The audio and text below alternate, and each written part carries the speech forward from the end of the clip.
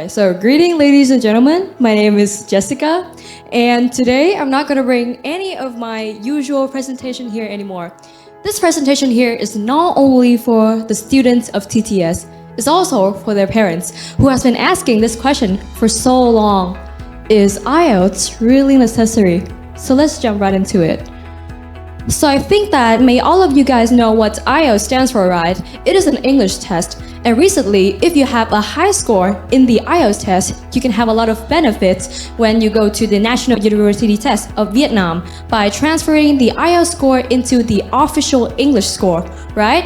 And that will boost your chance of getting into a lot of top university in Vietnam and also internationally. So parents, now they have realized this perks, are sending their kids into English schools or IELTS courses to get that certificate as soon as possible.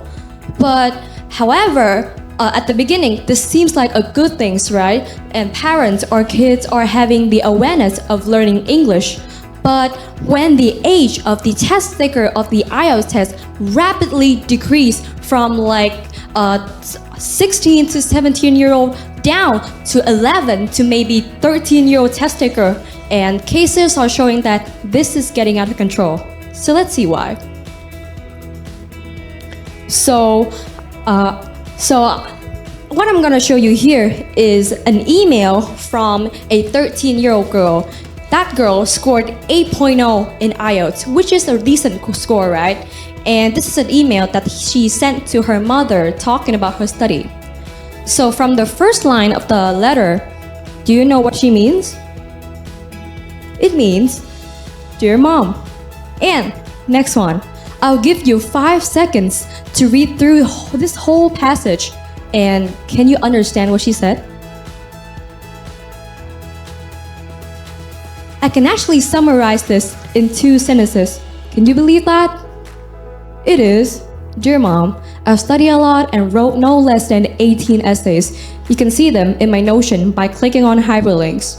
As easy as that, right?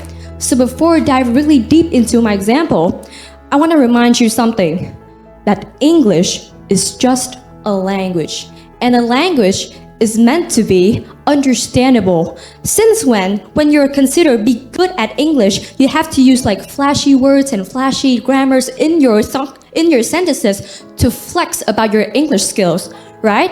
And I know that when you go to the IELTS score, you need to have a really good lexical range to get the high score. But really, is that necessary? And to make it clear, the girl in the email says that she's trying to make her work looks more academically. And her mom posts the email on her Facebook saying that the other kid should do it like her daughter, right? But like my question, is it necessary? Okay, so this is something that I have learned through the example and also through my experience, is that good English does not mean overcomplicated English. Good English means practical English. Okay. Mean practical English. So when you said you're good at English at the age of like 11, I don't expect you to be able to analyze these charts or to actually explain these charts to academic essay writing, right? These things are in the IELTS writing test, and how are you going to imagine an 11-year-old kid writing these academically, right? So what I expect in a 13-year-old or an 11 years old when they say they're good at English, I expect them to be fluently expressing themselves, to be able to talk about whatever they like confidently and comfortably, right? And the most important thing that I have learned that to answer the question that I've said is IELTS and advanced English only needed to be learned when you have clear target. So you can be like that girl that I've shown use a lot of flashy words and advanced words, but you can only use it or needed to use it when you know how to use it correctly and when to use it in your life. Otherwise, if you parents want to prepare for your kids later in life, if you have more opportunities with English, there are so many more ways to get to that point other than taking the IELTS test. And And here I'm gonna show you my personal experience of actually doing something like that. So when I was like 10 or 11, I'm a teenage girl, right? And I got sent to English school in the weekend, and that was something that I really do not like to do. But I accidentally discovered YouTube channels about girly stuff. I really like doing makeup. I really like doing hairstyle or dressing up. So I discovered those channels and I watched them in English. The YouTubers are saying things in English, right? At first, I don't really get what they're talking about, and I just only see the image, the dressing ups, their hairstyle, the makeup. But slowly, I get used to the word that they're saying, and it gets to the point that I am able to explain those makeup steps, those hairstyle, those stylish things in fashion confidently and fluently in English, I think when I was 13. So this strategy can be applied to a lot of kids here, okay? So if you have a sporty boy or a sporty girl at your home, you can actually make them watch like sport matches in English commentary.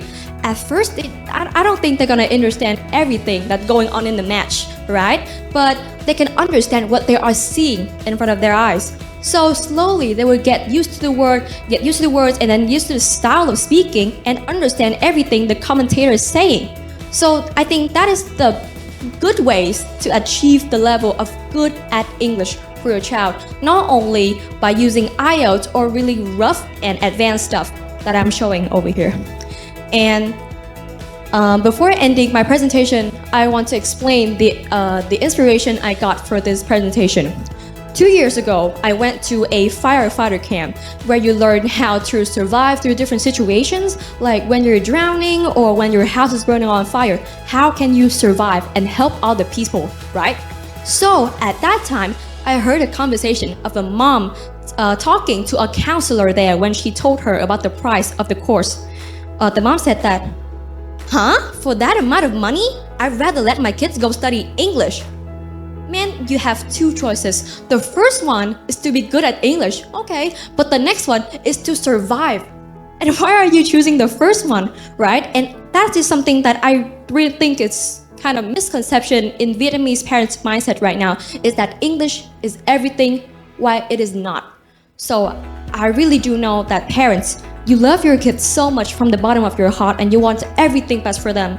But believe me, I am someone who used to be at your kids' age, and I know what they're thinking about. So please have a conversation to your kids how you want to study English in a comfortable way and confident way.